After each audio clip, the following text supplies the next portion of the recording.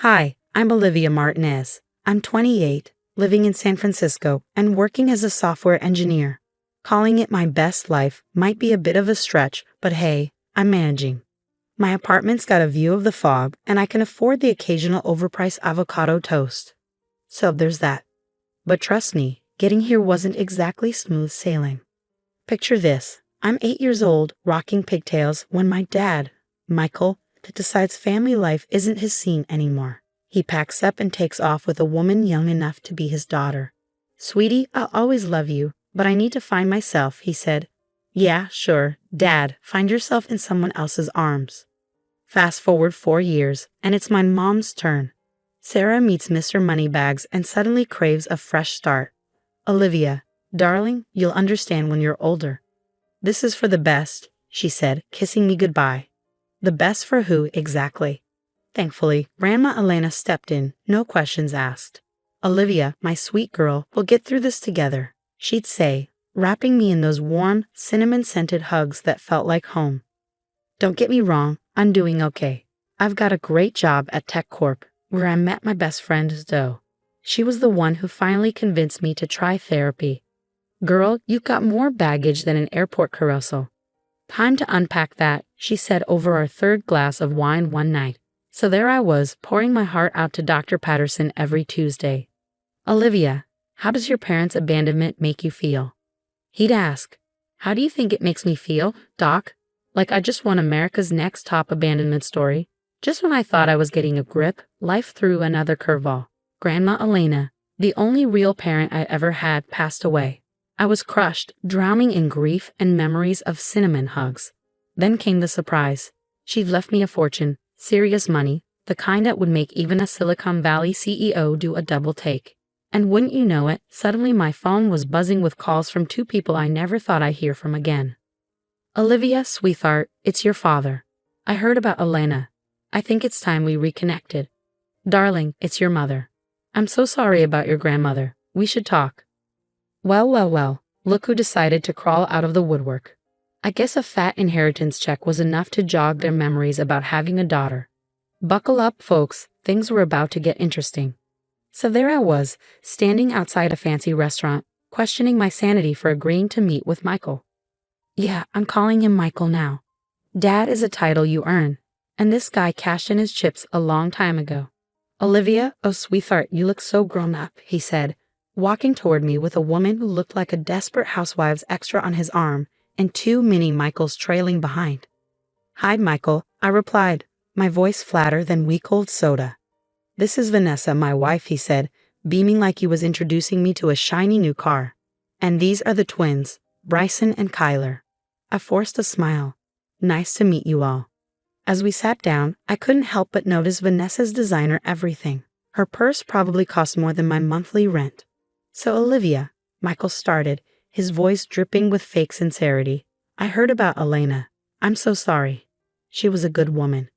"Yeah, she was the best," I replied, stabbing my salad like it had wronged me. "Funny how you remember her now." Michael had the decency to look uncomfortable. "I know I made mistakes, sweetie, but I'm here now. We're family." "Family?" I scoffed. "Is that what you call it?" Vanessa chimed in, her voice nauseatingly sweet. "Olivia, your father's been through a lot too. We should focus on healing." I bit my tongue so hard I tasted blood. Michael cleared his throat, leaning in. "So Elena's estate, has everything been settled smoothly?" And there it was, the real reason for this little family reunion. "It's been handled," I said curtly. The rest of lunch was a blur of awkward small talk and thinly veiled questions about my finances. The next day, it was Sarah's turn. She picked a ritzy country club. Of course she did. "Darling," she exclaimed, air kissing my cheeks. "This is Robert, my husband." Robert, a silver fox type in a tailored suit, shook my hand. "Pleasure to meet you, Olivia. Sarah's told me so much about you." "Funny, she hardly ever mentioned you to me," I quipped. Sarah's smile faltered for a second. "Well, let's sit, shall we? I've been dying to catch up." For the next hour, I was treated to a whirlwind tour of Sarah's charities, galas, and social connections. It was like listening to a Kardashian podcast on 2x speed. And then I said to the Duchess, "Darling, that tiara is simply to die for." Sarah giggled. taking a sip of her champagne. Fascinating, I muttered, glancing at the clock and wondering if I could fake a medical emergency to make my escape. Robert cleared his throat, looking over at me. You know, Olivia, times have been a bit tough lately. Some of my investments didn't pan out as expected. I raised an eyebrow. Oh. Sarah jumped in with a too bright smile. Nothing serious, of course. Just a little belt tightening. But you know, family is so important during times like these, don't you think? I excused myself shortly after, my head spinning with thoughts of their not-so-subtle hints. Back at work, I spilled everything to Zoe over coffee. They're totally after your money, Zoe said, her eyes wide with disbelief. You need to watch your back. You think? I sighed. What should I do? Zoe's eyes gleamed with a mischievous light. I know a guy, a private investigator. He could dig up some dirt on your folks. I hesitated, then nodded. Do it. For the next week, my phone lit up with messages from Michael and Sarah. Family dinner. Let's go shopping. We have so much to catch up on. I was ignoring yet another text when I overheard a conversation in the break room that made my blood run cold. Yeah, Martinez, the quiet one, right? Word is her grandma left her millions. I froze, my coffee mug halfway to my lips. How did they know about my inheritance? And if they knew, who else did? As I walked back to my desk, my phone pinged again. Another message from Sarah.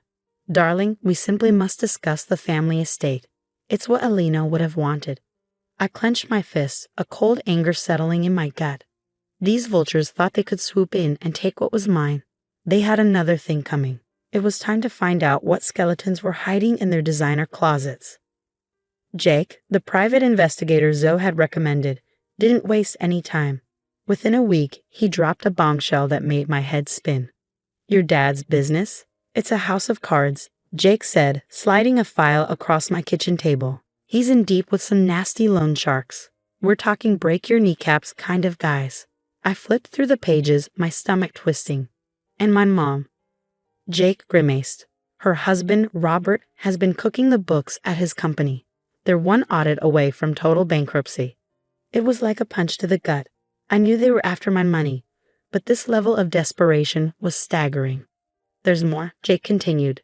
Someone's been poking around your work email, accessing files about your inheritance. I felt the blood drain from my face. What? How? Jake shrugged. Inside job, maybe. Any coworkers acting suspicious. My mind raced, recalling the break room gossip and the sudden interest from people who'd never given me the time of day before. It all started to make sense. I've got an idea. I set a plan forming in my mind. Can you set up a meeting with a financial advisor? A fake one. Jake grinned. Now you're thinking. I know just the guy. The next day, I invited both Michael and Sarah to separate meetings with my financial advisor to discuss my inheritance. They both jumped at the chance like sharks smelling blood. When they arrived at the office, the looks on their faces were priceless. Michael turned pale, while Sarah's Botox forehead actually managed to wrinkle in surprise. What's going on here?